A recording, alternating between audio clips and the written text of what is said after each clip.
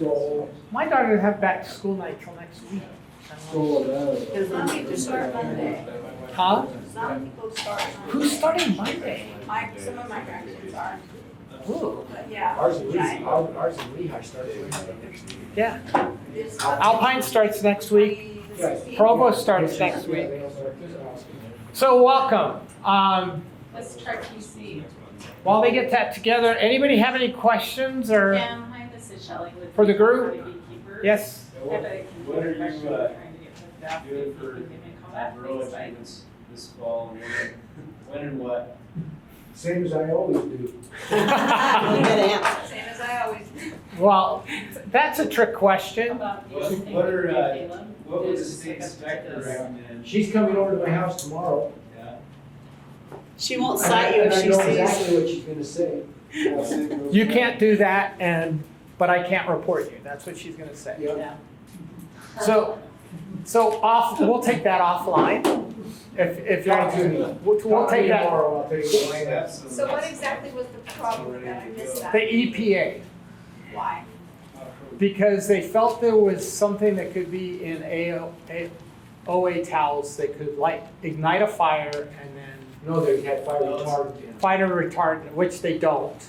I thought it was because it's, no, the label says. use it. That was, there was a It says. That too, water but- as well. But there are other people that I've heard that use pig antibiotics to get rid of mites.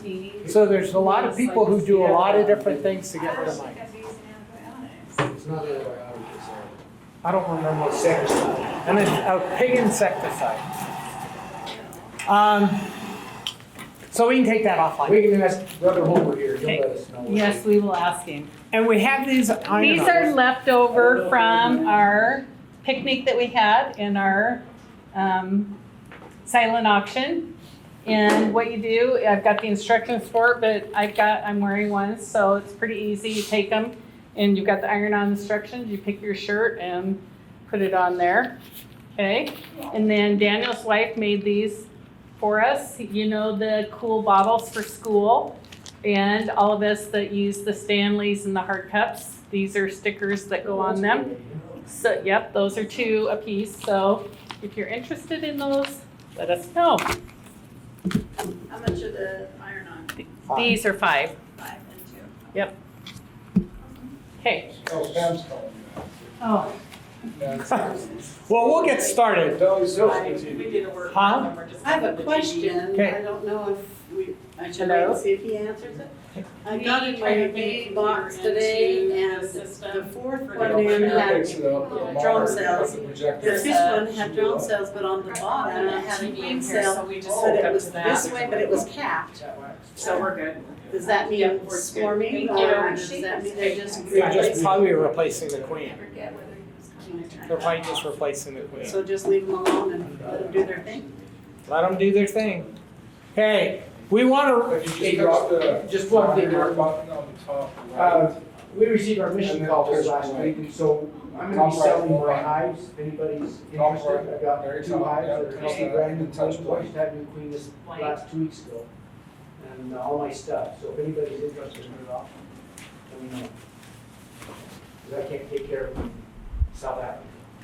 oh, come on, you can fly back. Just take it with We don't you. want you to bring back people from that area. Yeah.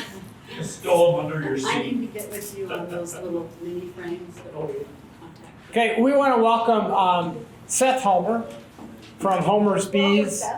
This is Seth. I'll let Seth introduce himself, how he got into bees and how long he's been doing it. But he's going to just give us, and he might leave it maybe 10 minutes for questions at the end. And we appreciate you coming down from Salt Lake. I know a lot of us have probably bought stuff from you, and you're a great resource for us. And thank you for coming down to present to us, because we think it's really important to keep bees local. And we'd rather support local people than the big people. Okay, so it's all you. It's all you. Well, I do appreciate the invitation coming today. Sometimes I don't feel like I'm good at this stuff, especially when it comes to groups. So I apologize if my thoughts leave me. But I do, like he said, I do appreciate the local support. We love supporting our fellow beekeeper businesses, and so there's many of the faces here that I recognize, and I apologize if I don't remember your name right away. But we do appreciate your business and letting us be a resource to you. So for those who don't know me, again, I'm Seth Homer. Homer's Honeybee and Supplies is my business. So I'm going to go through really quick and just talk about our beekeeping journey, kind of how we got started, and kind of where we are today and where we want to be. And so hopefully you enjoy it. And well, first off, I'm going to talk about, obviously, I wouldn't be here if it wasn't for my dad, Richard. He's the one who got into beekeeping back in 2011. And just a little bit about him. He was retired at the time when he started. He was taking a gardening class. I'm sure maybe some of you have already heard this story, but he took a gardening class, and he was a master gardener in the master gardening class course, and he wanted to get in that realm. He was retired, and he was kind of I guess taking it easy, I guess you could say, but he in the class he was overhearing a couple, a mom and a daughter, talk about they just got bees, and he couldn't help himself just listening in on their conversations, and it intrigued him, and so he kind of started asking questions with them, and he ended up obviously getting his own hive, and it's trying to remember. So in 2011, he got his first hive, and every year, his first year he got 5 gallons of honey. Things were doing awesome, and every year he would split and grow, and kind of started thinking, well, I could probably sell some of this honey, or they had farmers markets, and so he started selling at farmers markets, and just to make a little bit of money back into his investment. He says this is one hobby that actually can give you a return on investment, unlike like golf or something. It's an expensive hobby. And so he grew from 1 to 2 to 4 to 8, and he got up to 50 hives. And his little business that he had to start was he would host these his beehives in people's backyards, and they would get the benefits of pollination, and he would give them a quart of honey for rent for having the hive in their yard, and just to have that relationship with that individual or the family, and share that experience as having a beehive in their yard. So he built it up to that point, and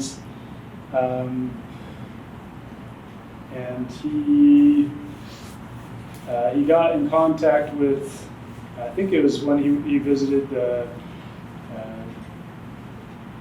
Utah State Beekeeping Convention. There at the time, there were a lot more commercial guys that actually would go, and he got in contact with Martin James. He's up in Minden near Logan, and he was able to coordinate with him so he can send some of his hives down to California to pollinate the almonds. And so he was all over that. He wanted to see how all that worked out, and he went down with them. He, being part of going down there, required you to also go down and kind of help. And he was excited about that, just to see how it all worked out anyway. And so he went down, They're in. They would stage them in Nevada before and just kind of get them prepped for winter before they send them down to California for the bloom. And so, anyway, so while he's doing that, he would just bombard Martin with questions, and he would just eat it up and just learn as much as he could, trying to figure things out. And he just saw his opportunity, like, I can do this, you know. Kind of like we all feel sometimes when we see a job being done. I can do that. I can do it better, whatever. And so, anyway, so he obviously he's at this point of his life. He was 62, and he came and approached me with it. And I'll just say I honestly didn't know anything about bees. Obviously, I knew honeybees, but I did not really know until my dad. I didn't know you could have beehives, that you actually have beehives in your yard. And I did not know how big the bee industry was, the commercial industry anyways. It blew my mind. And so, anyways, he convinced me, if I was 20 years younger, I'd be all over this. And so, at the time, I was kind of looking for something new anyway, and so it kind of fit, with me, and so so we decided to get into it. Obviously, I needed to learn. I needed to kind of experience the bees, not just do it. And so, since I had never really had a hive myself before, so. We went down. We actually worked with that commercial beekeeper for a couple days after they got him back from California, and so there's a couple thousand hives in this staging yard, and it's just bees everywhere. It's like you couldn't even hear each other talk, kind of thing. And it was really cool to see all that. And obviously, I just love being outside, outdoors. I'm a very hands-on guy. And so this kind of fit with what I wanted to do. And the more I learned about them, just the more interested, and the more I just learned to love them, and just the whole, just how it all works in the hive. And so obviously, my dad, he was obviously my mentor, from start to where we are now, and. So I learned everything that he's learned, and we keep learning and growing, and so it's been a fun stage in our life. So obviously for me, at the time when I decided to do this, my wife was pregnant, and I think it was like a month before she was having a baby. I transitioned into this career. So you go, imagine how my wife was like, okay, all right, here we go. And so it was, and that was in February, so it was just before bee season really started. But it's been really fun. Obviously, having this, you gotta have a support in whatever you do to be successful. And I have a great support staff, support family, and who love bees as well. And obviously my wife, Sarah, and then my daughter over there, Sammy, and I don't have actually another picture, but I have the two other boys, Stockton, who's 5 now, that's him, and then that's Simon, who's 19 months old. And in that picture, I'm teaching about drones. They don't have stingers, so you can play with them, kind of thing. Be gentle with them, but you can hold them. So, but lots of little teaching moments with bees and applying it to life. Oops. So here we are now. Starting from my dad with his one hive to now we're over 800 hives, within 6 years. and obviously there was little investment to get started. We could have grown naturally and just kind of built as we wanted to. For me anyways, that was kind of a hard transition, being able to work and to work the beekeeping, driving up north, and so it was either I was getting in, or it was kind of a hard decision. But so we bought 200 hives to start together. So this next picture. So this is us, this is our California. We drove down there. We kind of picked out our hives, and they were shipped to us the next few weeks, and so that was an exciting time. With bees. Pretty stressful.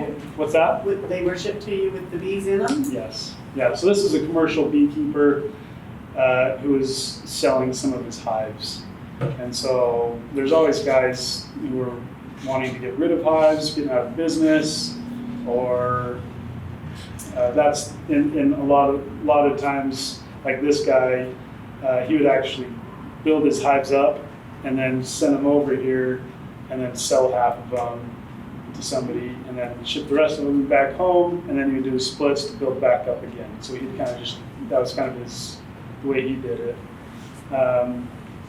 So anyway, so we got a couple of hundred of those, and our first year, we had to. It was you can imagine having that many hives. For my dad having 50 hives, I didn't know. I didn't even have one hive. I just had the experience of my dad teaching me and everything. So all of a sudden we get this truckload, 200 hives dropped off, and okay, here we go. It was a pretty stressful time trying to get our things in order and trying to make things work, because now the hives are blowing up. They're on the verge of swarming, and so we have to manage swarms. We have to so we have to do our splits. We have to move the hives. The funny story real quick, when we first got them in, my dad was a friend, became friends with the mayor of Layton, and which that's another story, but he had this little parcel of land, and it was too small. It was like 6 acres, but it was surrounded by homes. There was a swimming pool right next to it. The hives got dropped off, and no kidding, the next couple of days, all of a sudden temperatures rose, and so now our hives are just super active, and it was even during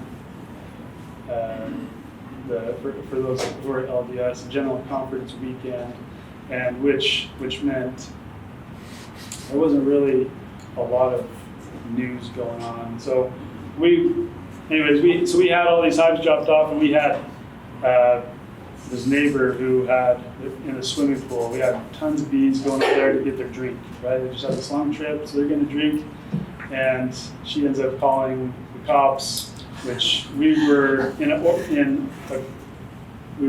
line with the ordinances for how much. They didn't say how many hives we could have per acre or anything, so we were okay.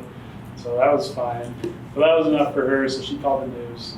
And so they came, they filmed it. It was a big news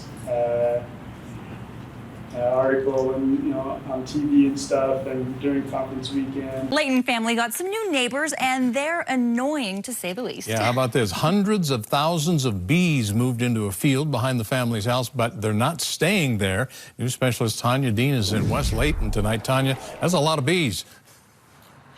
Yeah, it is a lot of bees. There are over 100 beehives in that field, each containing thousands of bees. Now, the problem is there wasn't a water source for a couple of days, so the bees went searching. They found the Murray's house and their backyard swimming pool. Here we go. Playing in the backyard just isn't what it used to be. Do they scare you? Yeah. Yeah, they scare you. Yeah. At least not to 3-year-old Dason Murray. That's because there's something bugging him. And it's bugging his mom, Meg. Oh, I'm so mad. Yeah. Too. As you can see, there's just too many of them out here right now. You opened my front door and there were just bees everywhere. Meg says Thursday night, trucks started unloading equipment. She thought maybe a new home was being built. But the next morning, They were in the trees, they were up against my house. They have covered my pool. she found out a different kind of neighbor had moved in. You couldn't walk back here without bees just covering you. And they were helping themselves to her backyard pool. You can see how they're flying out. Meg's father, Fred, See how they're spinning out here in the pool? knows his bees and knows how to count. The 160 beehives are out there that have, approximately 50,000 bees in each hive. He believes that many never should have been brought into a neighborhood surrounded by homes. I think they just decided that, we can put, 800,000 bees in the middle of a subdivision and feel that it's all right. I don't know why. The Murrays say they've talked to the city. Code enforcement said that they've had a lot of complaints about this already. And plan to keep fighting. But until the bees move out, We had to keep them in the house for the past 3 days. they are moving in. This needs to change. This shouldn't be allowed to be in people's backyards. Just a short time ago, we heard from Layton City's Mayor Bob Stevenson. He says the field actually belongs to his mother, but he allowed someone to stage the bees on the property, which is zoned for agricultural use. He says the bees will be moved this week. Back to you guys. It's the sound that's so creepy there, Tanya. All right, Yeah. Thanks very much. So we were pretty much exposed at that point. Luckily, we didn't have a reaction. I don't know if that was a negative thing or not, but it was. Anyway, so that was just one thing. And it was just constantly we're just trying to get things moving. So our first year we had to. Obviously, we didn't have any other equipment to put on our hives. We had to split our hives, as well as put our honey supers on our hives. And so we had a crank. I don't know how many boxes I built, hundreds of boxes in my garage, just filling up the garage. We would paint. We would buy mismatched paint from Home Depot, and whatever color they had, we'd spray it yellow, brown, orange, green, whatever it was. Starting a business, you kind of realize money can be tight, so you pinched and saved where you could. So now my wife, she pretty much loses her garage every spring, but she gets it back for winter time to park her car that's our agreement. As long as it gets parked during the winter, so I don't have to scrape the windshields, we're good. So our first year, obviously this is sending off our bees, and at the end of the year, getting them ready to load up a truck. And the biggest thing that we had our first couple of years was, again, support. We had such wonderful people willing to just donate time and family, just to be able to help us succeed. And so we had some really great friends. We made a lot of good friends. I learned that the beekeeping community is very generous and giving of their time and willing to help. And so we were really grateful and for all those who kind of helped us, obviously without compensation or anything. So one thing that we usually try to do is, because we have so many hives, we always love to be able to let people come in and help. Obviously, it's a two-way thing where, we get some of your labor and work, but you also get to get in a lot of hives and get a lot of experience in a short amount of time. And so we see that as a good trade-off. And so every spring, we always get a bunch of volunteers to come in. They'll help us, and do some odds and ends and just kind of help us do our manual labors. But we spend some time with them so that they can get in some hives, answer questions, and just learn as much as they can. So if any of you are ever interested in springtime or any time during the year, we're always more than happy to come tag along or whatever you'd like to do. This is obviously one of my, at the time anyways, one of my happy places. This is California. Me and my dad just went down by ourselves, and we go down in California. We stimulate. In January, we drive down there. Hives are dropped off, and we treat them for mites. We feed them to stimulate so they can to stimulate the queen to start brooding up.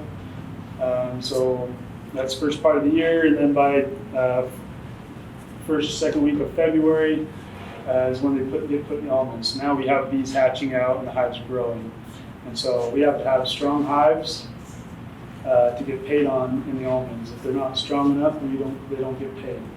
So we have to make sure that they're ready for that. And so so we work from early morning all the way until dusk, and just to crank through them.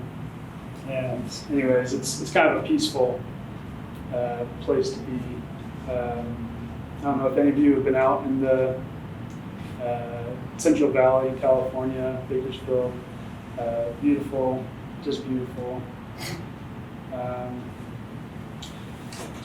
So after our first years, as our business started to grow, so just kind of rewind a little bit. My dad, when he first started, he actually would, his first few years, he would just, he started to get to know beekeepers and things. In fact, back then there weren't really, 2011, my dad was, I don't even remember, but apparently I think YouTube was pretty new at the time. Just online presence was fairly new, and so it's hard to find things as far as beekeeping goes. And so my dad, he read tons of books, but the only person he found online was Dave Burns, if those who know him. And that was kind of his first mentor, I guess you could say. But so my dad would build his equipment all by himself and try to sell it to beekeepers to kind of get started. And so obviously as we started our business, we wanted to try and not only have a commercial business, but my dad saw at the time that there kind of was a need for, there's really no one here in Salt Lake other than, there was Jones Bee at the time. And other than that, there weren't any other beekeepers, suppliers anyways. And so he thought that would be a good opportunity to try to jump on. And so we just started cranking out equipment, building screen bottoms and tops and, everything, all the basic equipment, parts. And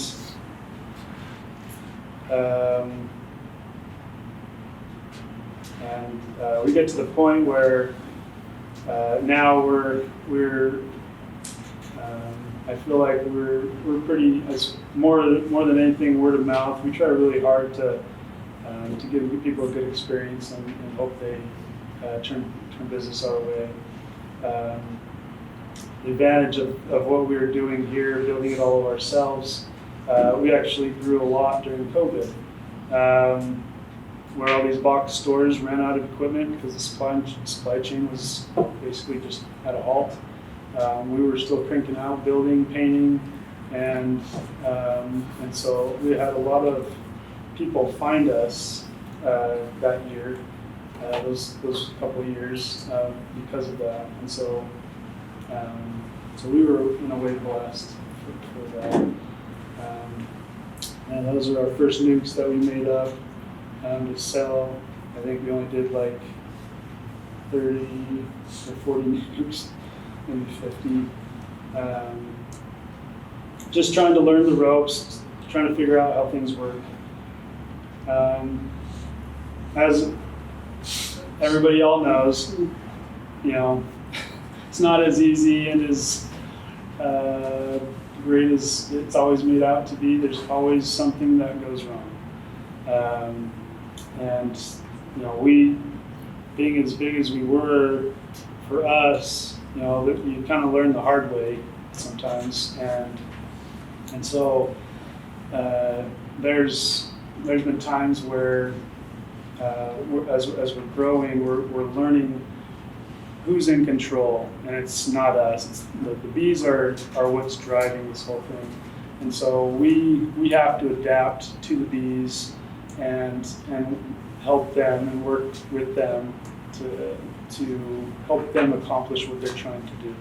And so, and obviously sometimes that doesn't work out. We've had a couple of years where we have grown,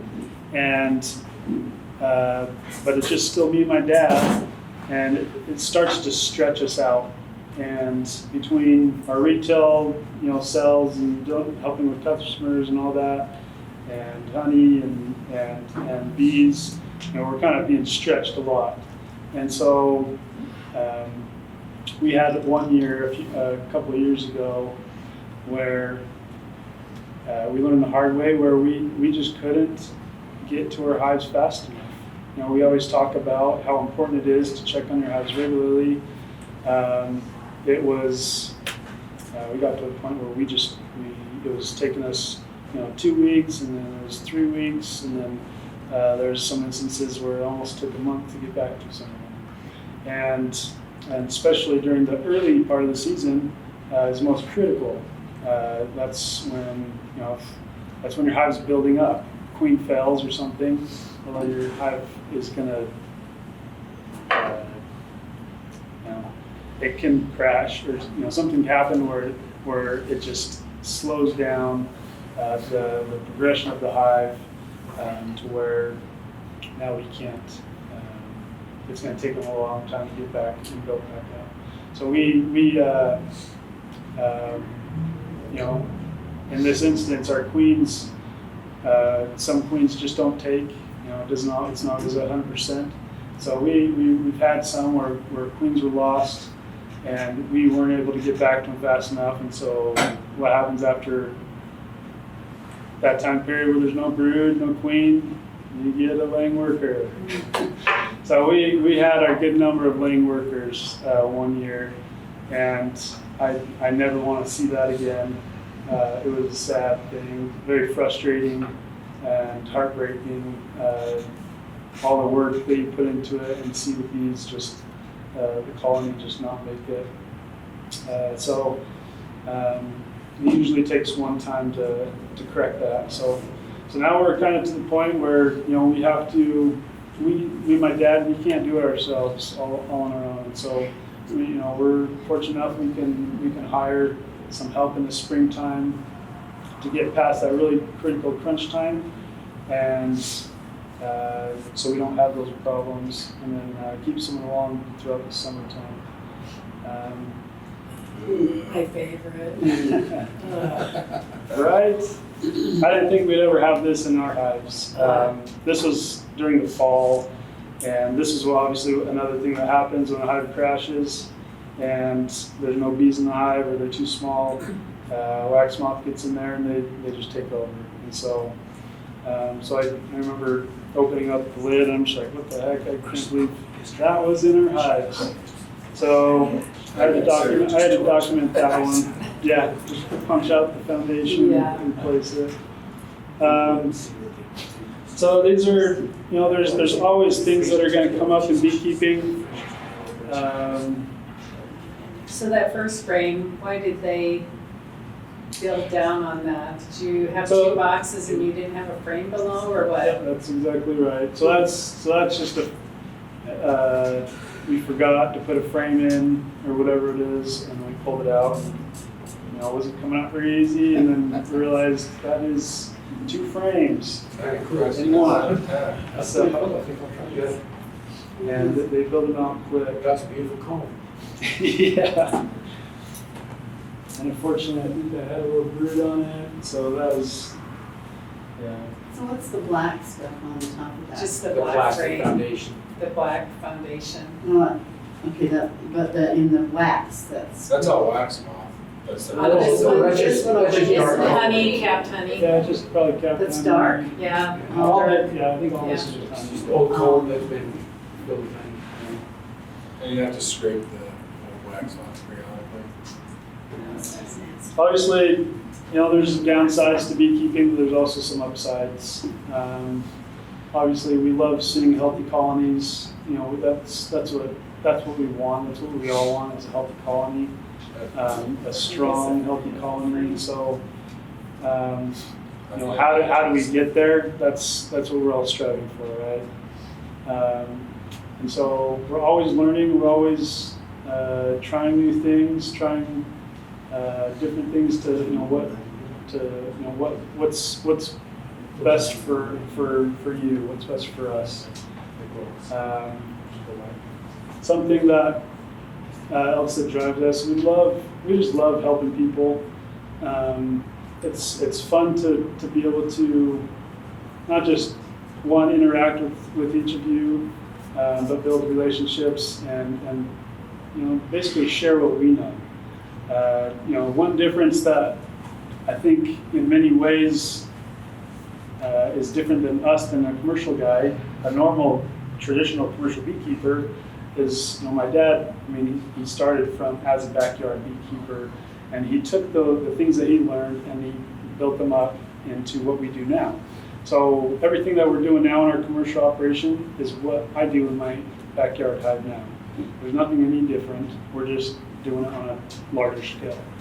And so for that reason, I feel like we can kind of connect a little bit more with the backyard beekeepers. We think that it's important that we all have that same goal in mind. Many commercial beekeepers think the backyard beekeeper really shouldn't have bees because they lose a lot of hives. There's a lot of backyard beekeepers who don't take care of mite problems, and so they end up, you know, infesting other hives. And so, where, you know, most commercial guys, you know, it's our livelihood, and so we're putting everything into it to make sure that mites are taken care of, and that we try to have as healthy hives as we can. And I'm not saying that's not how backyard beekeepers are, but that's a lot of their mentality. And so we try to steer away from those thoughts and kind of stay central with everybody here. So anyways, so here we are now. You know, we supply bees, nukes. You know, our operation is just. I feel really blessed with how things have turned out for us. Many things I feel like when you want something really bad, I feel like a lot of times the universe, God, everything just line up. And for us, I feel like that's how a lot of things have gone. And so it's been a fun journey. It's been a huge learning experience for me, and kind of having been pushed to my limits at many times, and lots of late nights, and moving hives. Some days I'm working 8-hour days. And so it's hard work, but it pays off, and so that's kind of my story. That's kind of what we do, who we are. Our goals to grow farther. You know, obviously, I want to be in this business for as long as I can. We're trying to get to 1,000 hives. We'd like to fill up 2 truckloads. A truckload holds 408 hives when they're stacked on there and None tied of your up. hives were the ones that flipped last year, were they? No, thank goodness, no. Do you insure your hives? What's that? Do you insure your hives when you take them to California? No, unfortunately, you can't. You can insure the equipment, but because they're considered livestock, you can't insure the bees. And so if you lose the bees, you lose the bees. You can get money back for your equipment, but that's it. So, So when they're in California in the almond groves, do they throw their own honey boxes on and then pull them off at the end of the season? no, It's so just shipping with the two. yeah, so we ship with 2. So you got to remember, so they go there and basically they're in the winter cluster, right? And so when we send them there, we go and once we start feeding them, then they're starting to build up. So by the time we're getting back a little bit later, usually around third week in March, it's been a month, almost 2 months. So now they've actually filled out those 2 boxes. And so they're almost to the point where now we should be putting on our supers. And so, but no, they don't get big enough. They don't, like I said, by the time they're coming out,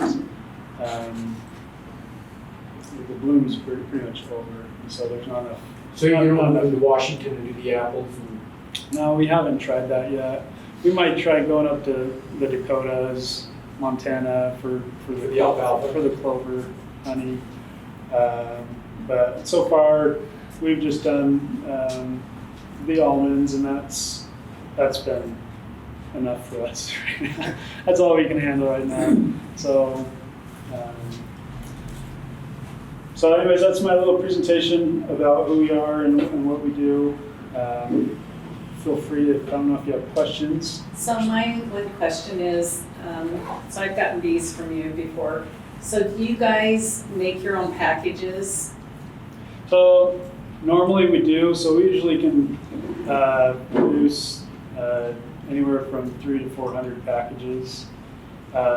This year, we actually connected with some of our other local beekeepers, Tremonton, over in Logan, and over down in Delta. And so we were able to obviously sell more than we could supply. So we basically bought from our local friend beekeepers to fulfill this order. And then you make your own nukes too, And right? all of our nukes are from us. Okay. And so we're kind of picky. Because a package of bees, it's 3 pounds of bees Right. and a queen. Obviously, we ask everybody to make sure they treat their bees. And so you're starting as clean as possible. Our nukes, on the other hand, are a little bit different. Obviously, if you have an infested hive, that can show in the brood. And so our quality, I'm kind of a very, I'm kind of a perfectionist in a lot of ways, and I just want to make sure I know what we're giving people when it comes to our nukes, and so we usually only could make up right now a couple hundred nukes, and that's all we do. Do you do deep frame or do you do They're all medium? deep. You don't do any medium frame nukes? All nukes are deep. That's just universal. Just I know it is. yeah. A lot of us run mediums just because of the weight. The weight. Yeah. So you could always just do one single deep to start, and then just we keep your deep there. You don't move it around. So how do you treat for mites? So that's Legal. Pause the video.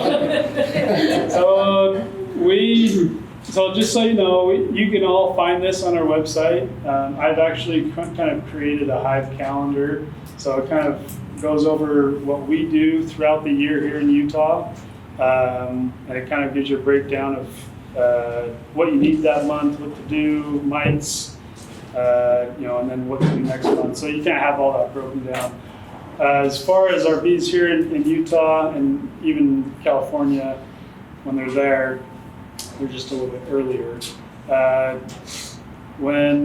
In March, we're treating our bees with either the oxalic acid vapor or the dribble. We used to just do dribble until we, bought the gun for the vaporizer and all that.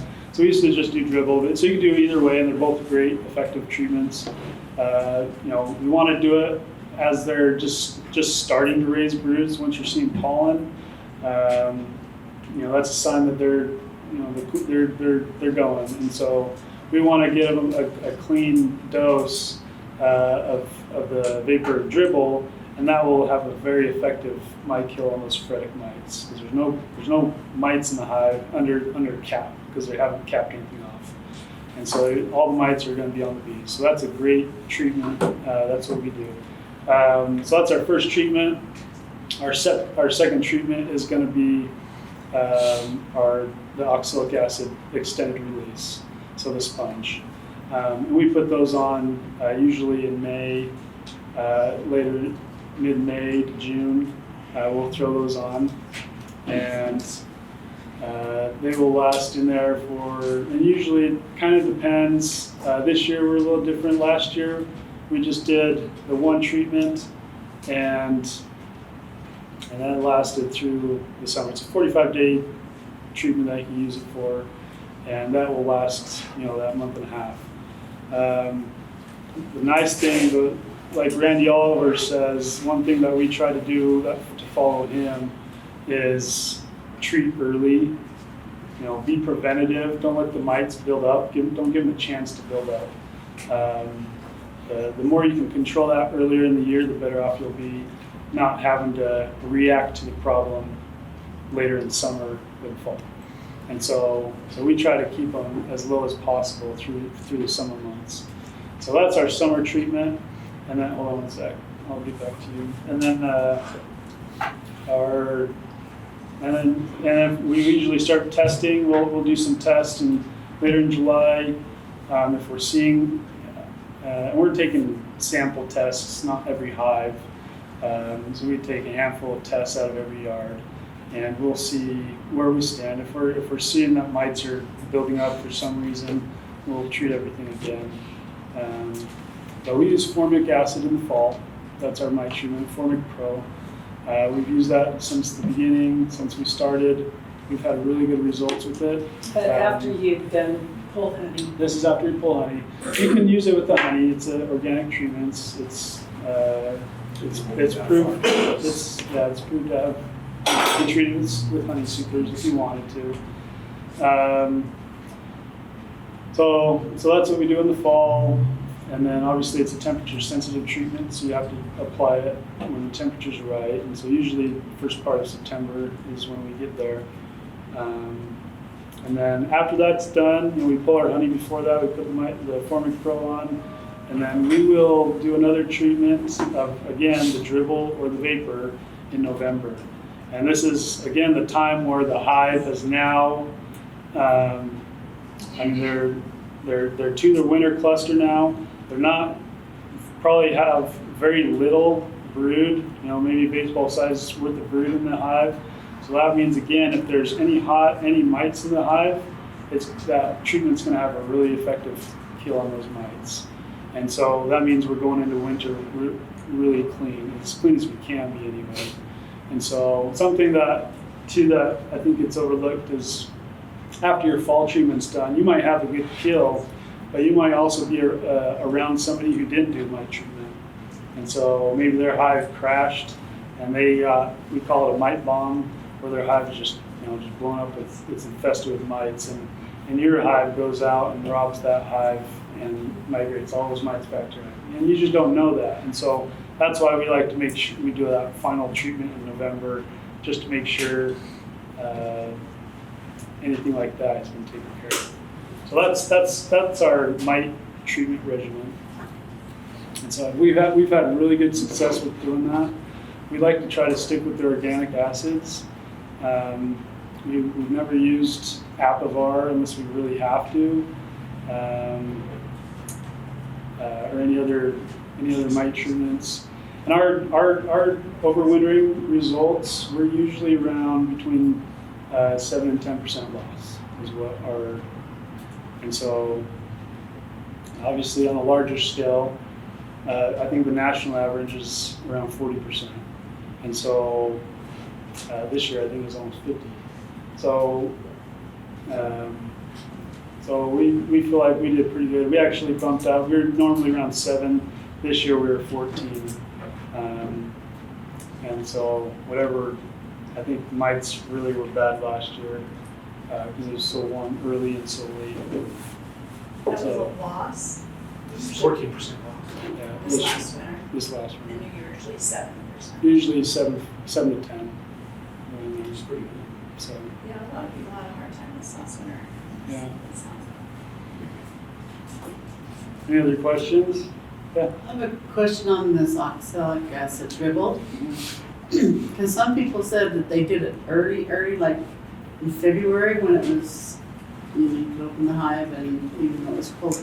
So when you put it down through the frames, but the bees are there, you want that on the bees? But then if it's cold, then isn't that bad for the bees? If you put too much. Yeah. Because you're only doing 5 milliliters down each seam of bees. Right. So it's not a ton. It's not enough to, I don't think that's going to affect them. And when we're usually putting that on, we're waiting for temperatures to be around between 45 up to 50 degrees. If you're doing it a lot earlier than that, I probably don't want to be opening my hive much sooner than that. Really, there's no need to. when we first see pollen, the first pollen maybe. Yeah, once they start bringing in pollen, that's usually a good sign you can do it. And that's usually anywhere on a normal year between President's Day and the first part of March. Do you use the same oxalic acid mix? You just don't soak it in sponges, you just put it to the dribble and dribble it? No, Or is there a different ratio? There's different. So the dribble is oxalic acid mixed with syrup. Yeah. So I think I'll have to see. I heard that they try to do it with glycerin, so that the bees don't eat it. I don't know. I haven't really looked into that much, but yeah. So the dribbles, oxalic acid and sugar water, where the sponge is oxalic acid and the vegetable glycerin. Yeah. So the glycerin is what really keeps the oxalic acid active. It doesn't dry out very easy, and so where the other one would be, it's mainly water. Is there a ratio like sugar water to oxalic acid? Like is there a certain formula, or you just kind of do it half and half? No, it's on scientificbeekeeping.com. So Scientific Beekeeper Randy Oliver's on there. Yeah, So the dribble's on there and then it's his the recipe. extended releases are on there too. Yeah, and so I don't remember off the top of my head. I could look for it after if you want it. That's okay.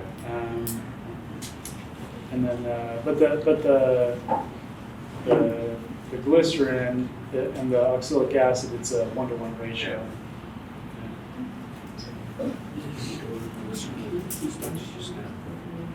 Yes. Any other questions? Silly stuff. Yeah. You guys render your beeswax and everything? Yeah, we do. Yeah. Yeah, we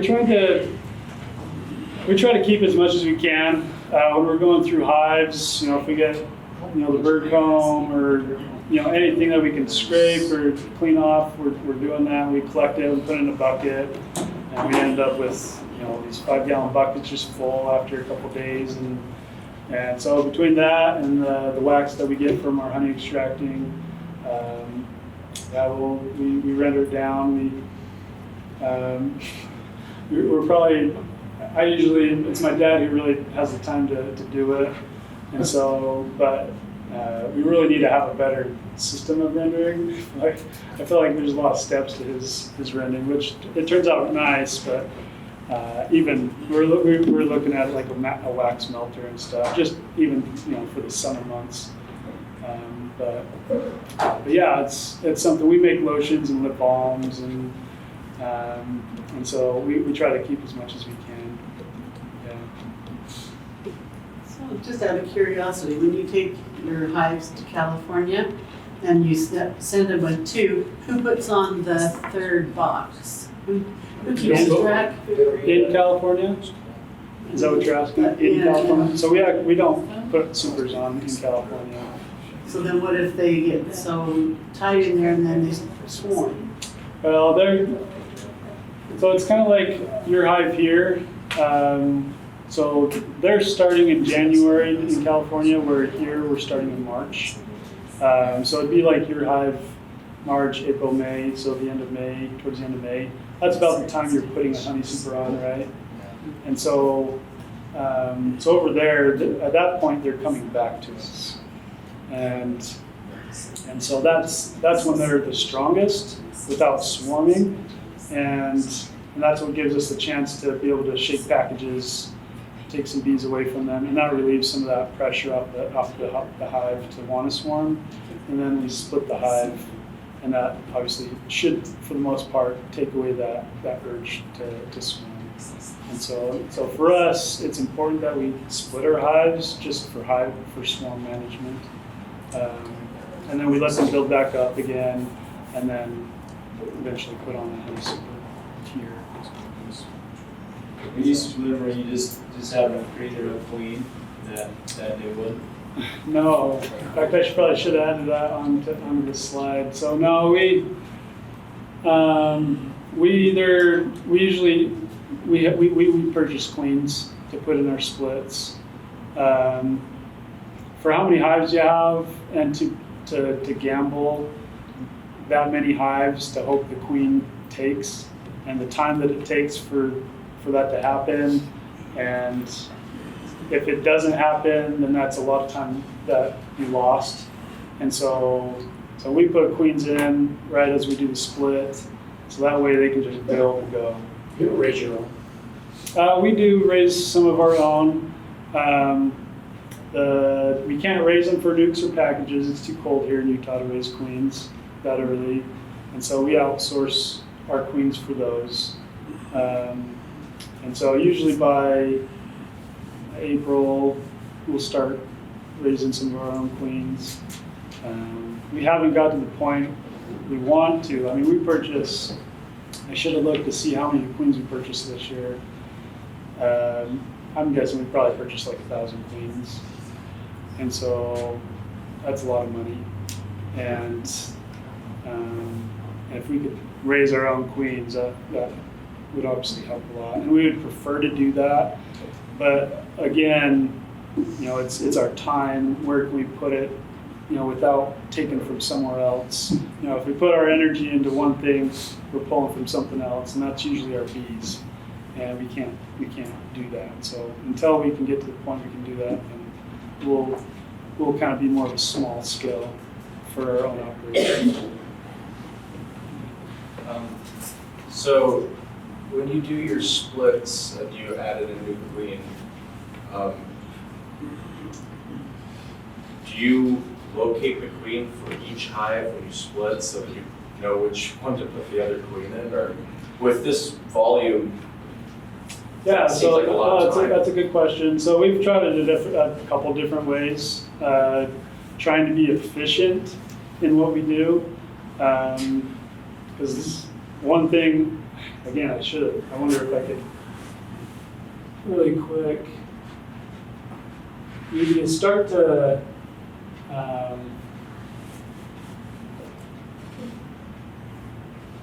learn really quick that you don't have a lot of time with bees. Like they're sometimes just too fast.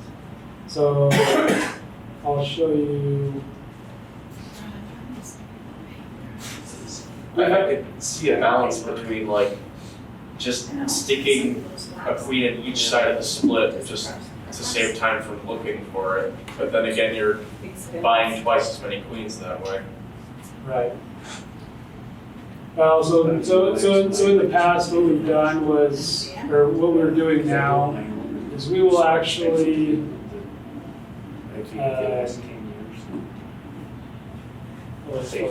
for a second. So right now, we actually will take a hive, take the box, set it aside, and we'll take an empty box and put it on top of the hive.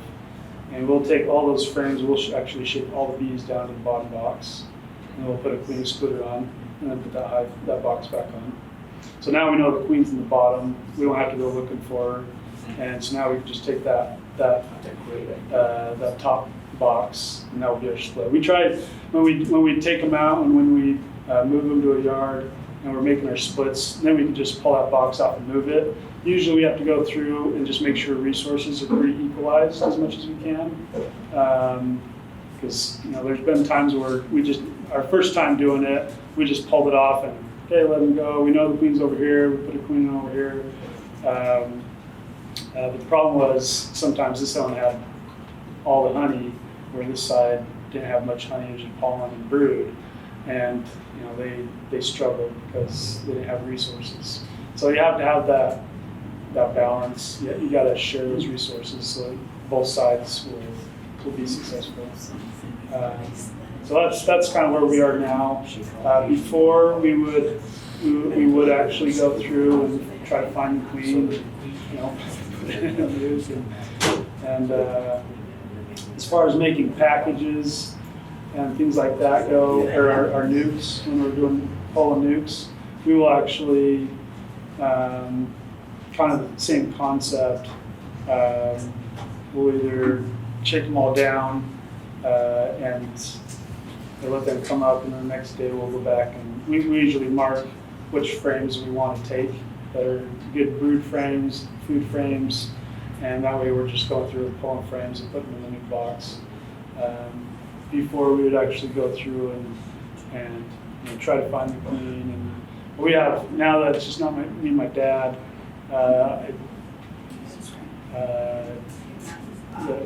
the employees that we usually have, they're not as experienced, and so I don't put my trust in them all the way with finding queens, and so that's why we just have them shake them all down, because anybody can do that.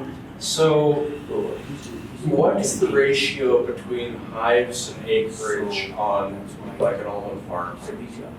Or does it change depending on the crop? Like how many bees per acre you have on the farm? I would say so. I think normally they say 2 hives per acre. Just kind of what they're, to get the maximum yield pollination off of the bees without, if you put more than that, they're not going to do more pollination. Just by having more bees, they kind of created this, did the research, and they figured that usually it's about 2 hives per acre that they get their max pollination from. If you're servicing a multi-acre farm, do you go through and measure, like, put one hive in this half acre, one hive in that half acre, or do you just put them all in the center of the farm? Yeah, so at least in California, the almonds, I mean, everything's on, obviously you got millions of acres of almonds, and all of our hives migrate on pallets, and so we fit 4 hives to a pallet, and so they just put them in the area, so they'll drop off a pallet here, or 2 pallets, or however many, and they know that the bees are going to go so far to pollinate. And so that's kind of how they I guess figure that out, just by that distance on central where the bees are at and how far they can forage. So. I have 3 questions. Okay, so California, I heard with the flooding, and then I heard there was a lot of theft this year, so you'll talk to that. The second one was, I haven't never done it, and I wanted to come up, when you have people come up and help you do your packages, and talk about that process of how do you weigh out 3 pounds of bees. And then third, will you tell us about your fall preparation for your hives, of what you do to winterize them? Okay. So the first question, theft and flooding. Fortunately, we haven't had any theft. We've had I don't know if you guys know John Long. He's up north in Davis County. He had his trailer torched and burned, his truck torched and burned, and there's crap that goes on up there. People know what they're doing, and so people can go and just take hives, and no one will know that no one's gonna question you, and especially for how spread out it is. So Do you sell them or? you just Yeah. get a big- a lot. There's been guys who, I mean, because they know, I mean, you can get a couple $100 off of a hive. So you go load up a truck of bees and go and post them on somewhere, and so you can make some money doing it. So don't ever buy bees that way. Potentially, yeah. You don't know. So yeah, it has been a problem. Luckily, we haven't had any issues with that. I hope it stays that way. But I know they've been trying to crack down on that. But again, it's huge, millions of acres, so it's a lot of area covered. As far as the flooding, usually that kind of the flooding that I've mainly seen is up north, Sacramento area, up there. In fact, one of the suppliers who helped us this year to supply some of our bee packages, they actually, this is one of, if any of you got bee packages from me, and it was kind of late, this is why. So they were actually stuck down there. I mean, they were surrounded by water. They couldn't get to their hives for over a month. And so they couldn't even bring it back. So by the time we had our packages ready, I mean, within that week before, they finally got them back. And so I mean, everybody just dumped like mad down there this year. So it affected a lot of beekeepers, and it's always a problem every year. And in turn it goes down the chain and affects everybody.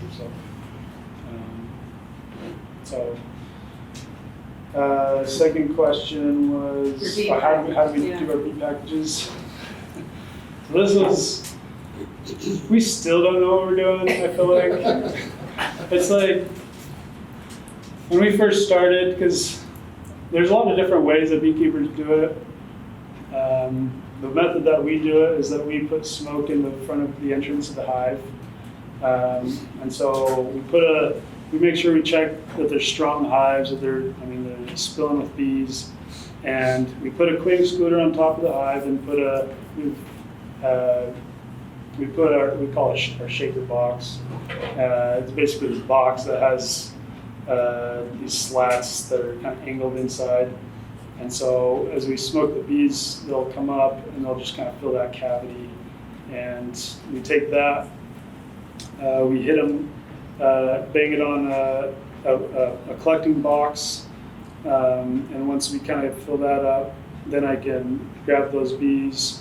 And I have a scale, and this is totally, I feel like redneck almost, but we have a scale, and there's a cone that only is open on the top, and another cone that's open on the top, so we can funnel the bees down into the bottom cone, and the bottom cone is on the scale.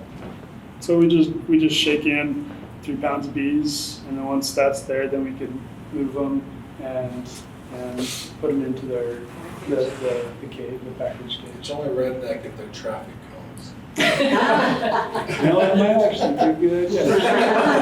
Now that I think about it. No. So like I said, I mean, there's so many different. We've tried to look up and figure out what to do, and there's a lot of different ways beekeepers do it. Our first year, it was such a struggle. We didn't have any contraption. Right now, we actually have it's kind of a large box that's been made that's open inside, and it has a divider kind of a quarter of the way on the in between, and for airflow. So we have a fan that blows into there, and in the center of this compartment is what we put our can with the fuel in there. And everything else is just open space for smoke. And so we can close and we put the lid on. So when we light it, put the lid on, have the fan turn on, then we just get this smoke, just a lot of smoke. And we have these folding arms, so we can do a whole pallet at the same time. And so that's what we do now. When we first started, we had smokers. That took a long time and not very effective. And so because it wasn't effective, and obviously we have to fulfill our orders and do all that, so we would actually pull frames out, look for the queen, no queen, and that's what we did our first year. And that was a lot of work. That took a long time, and so we learned that we needed a better system. So that's what we did. That's what we did. And then preparing for winter in the fall. So obviously mites is your biggest thing. Treat mites. If you're treating mites later in September, October, it's too late. The mites have already done their damage on the bees. Say those months again, please. So don't treat later in September. Don't wait to treat later in September, October. So you want to treat as early in, depending on what you're using, for us, Formic Pro, usually the temperatures, it has to be below 85. We like to try to get closer to 80, just in case the weatherman's off. But you have to be below 85. So we look at the forecast, and it's the first 4 days that are most critical for that treatment. And once we hit that, we're putting on those in all of our hives, and it takes us 2 days to do that. And so that's step one, is dealing with those mites. We got to remember that September, October is when the hive is raising their winter bees, their winter fat bees, and the ones that are going to last 180 plus days. And so if we're treating late, then those bees, their lifespan's been compromised, and they won't survive. And so make sure you get your mite treatments done. So pull your honey supers off. We're trying to get them off by mid-August, and then we're trying to get a feeding done, whether sugar, some syrup, and a pollen. Well, I take that back. Not a pollen patty yet, just sugar, with syrup. And then after our treatment's done, we'll feed again, the sugar water and pollen patties, and we're giving our hives, all of them get 2 pounds of pollen patty. Whether they take it or not, I don't care. I want to make sure they're not skimped on resources. I'm making sure that they have everything that they need to build up those winter bees. And so whether they discard some of that pollen patty, that's fine. But as long as they have that if they need it, so they can raise the healthiest bees, then that's what I'm going to give them. So we feed them well, and then we're just making sure that they're getting up to weight. We want to try to get our hives, the hives here in Utah, we're anywhere from 80 to 100 pound hive is what we're trying to get them to. And so whatever that takes to feed them, do it. And that's really the biggest, those biggest things, mites, and then just feeding, make sure they have enough food for winter. Obviously queen health, make sure your queen's healthy. Where you have them out in the field, do you have any problem with mice or anything like that, or any other predators getting into the hives? Yeah, there's times where we have mice.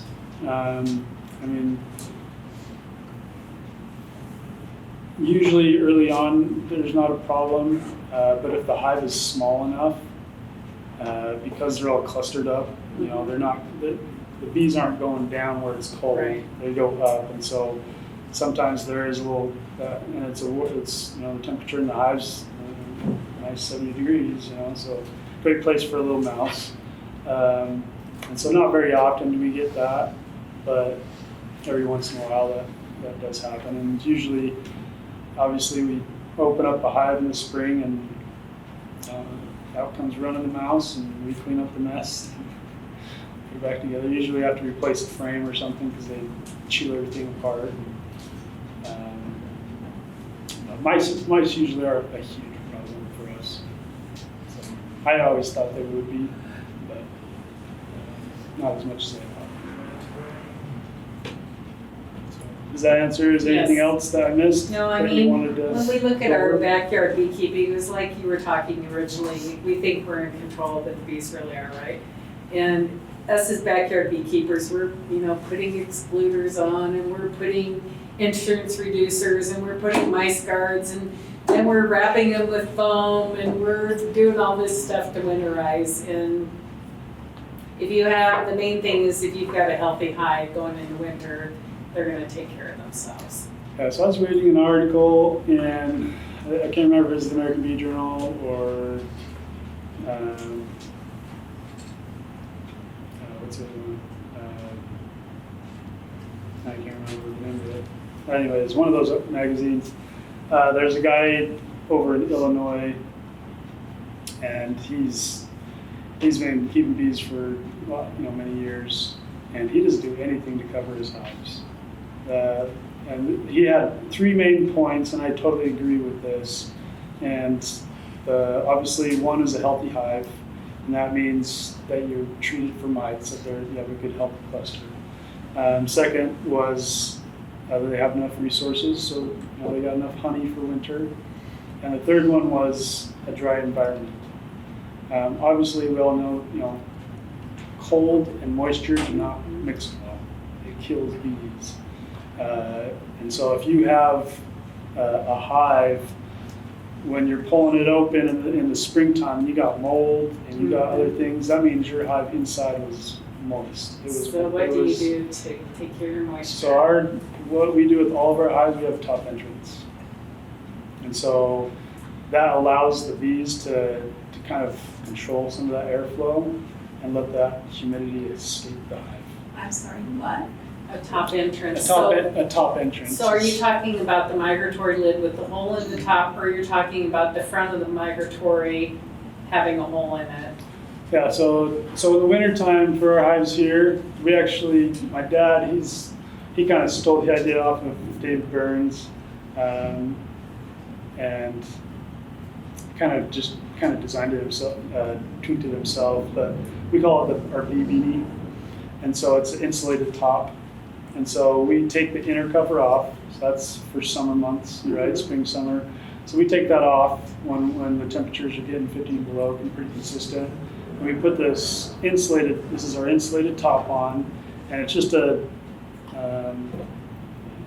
like a cap that has 1-inch polyurethane insulation, and it has an entrance on it. And that thing does not let condensation build up, because it's that cold outside and that warm out inside that create the condensation drip back down on your bees. And so this top kind of eliminates that, and so it takes that away. Obviously it has that front entrance so that humidity can leave the hive. And so every time I've opened up my hive, even because we put fondant patties in our hives, and that's these little discs that we make out of, we basically cook the sugar down to a certain temperature, in almost a softball candy state, and we pour it in these discs, and the bee beanie has a little, it's raised enough that you can stick the fondant patty on the frames and have that sit on top of it. So it's kind of designed for that. So they have some insurance, extra food in there. So do you sell those lids on your website? I do. Yeah. What are they called? Bee beanie. Okay, I'm not. Are you not seeing it? What's that? Are you not seeing it? Yeah, I am. Okay. So what's the difference between a pollen patty and a? Pollen's for spring. Well, he puts it in and the pollen builds up his Yeah, roots. it's like, Yeah. So pollen patty is to stimulate brood rearing. The protein. It's a protein that it's like the new bees hatching need pollen to to feed on. That's how they also make their bee milk. And you put that in November? No, so the pollen patty is, we don't put that in, we put the fondant patty. So the fondant patty is just sugar, basically. We had a little bit of pollen just to give them. Bees in their cluster in the wintertime, they can still raise a little bit of brood in there. The queen will still lay a tiny bit, but it's not a lot. But if they raise a little bit, that's okay. We just don't want them to go full bore brood rearing, because they'll need to go to the bathroom, and if they start eating a bunch of that, so they can't do that.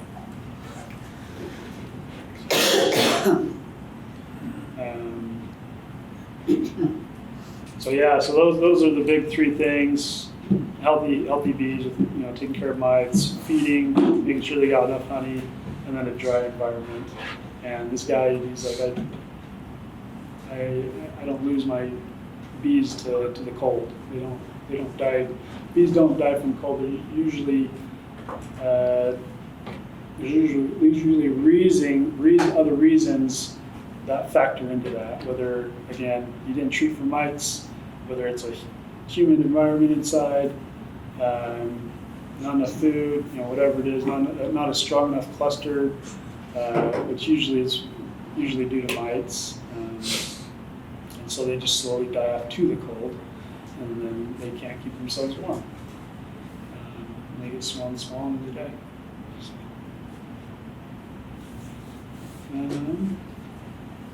Yeah. For the Formic Pro, do you prefer the 1 week method or 2?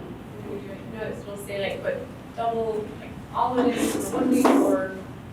Oh, the single dose or the double dose? Yeah. The full dose? It'll be like a 7-day or 14-day.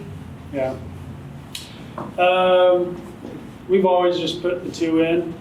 I tried in my own backyard hive. I did the single dose. I mean, we're just as well too. So if you're worried about, I know there's a lot of beekeepers who are worried about using Formic Pro. It gets a bad name, usually because it's user error, that it killed my queen. Yes, Formic Pro, if it's not used properly, temperature, ventilation's huge. If those requirements aren't met, then yeah, Formic Pro will kill a lot of bees.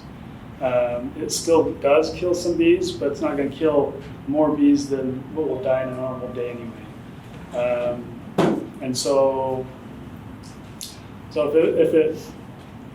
if you feel better about just doing one at a time, there's nothing wrong with that. It works well. You just got to remember too, you can't feed with that treatment in the hive.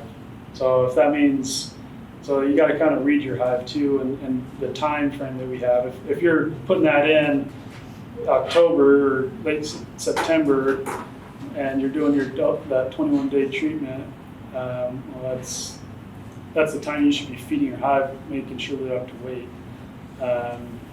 And so maybe that might not be the best option. So you have to just kind of weigh everything that's going on, time, the status of the hive. You just got to read your hive and kind of plan accordingly.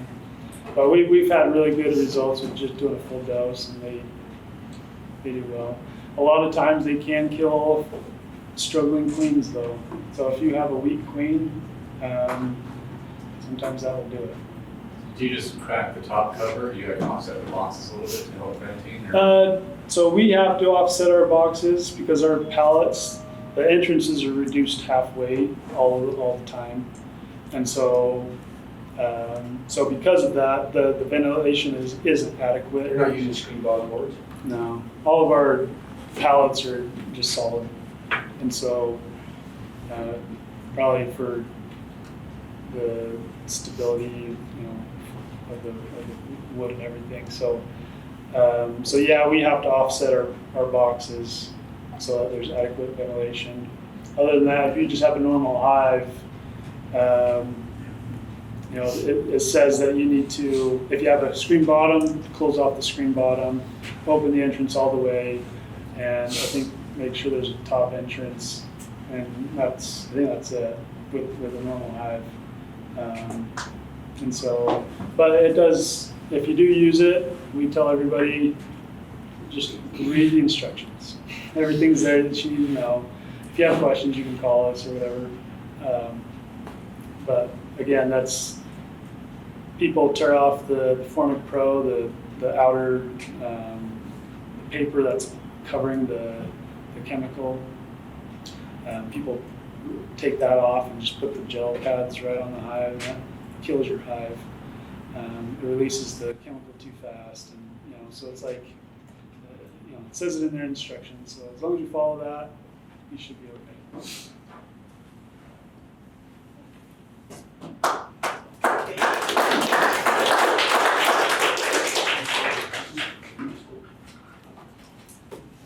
Thank you. Thank you for coming. Thanks everybody for coming. The next meeting will be the second week in September, which, second Thursday in September. We'll see you all then. Thank you.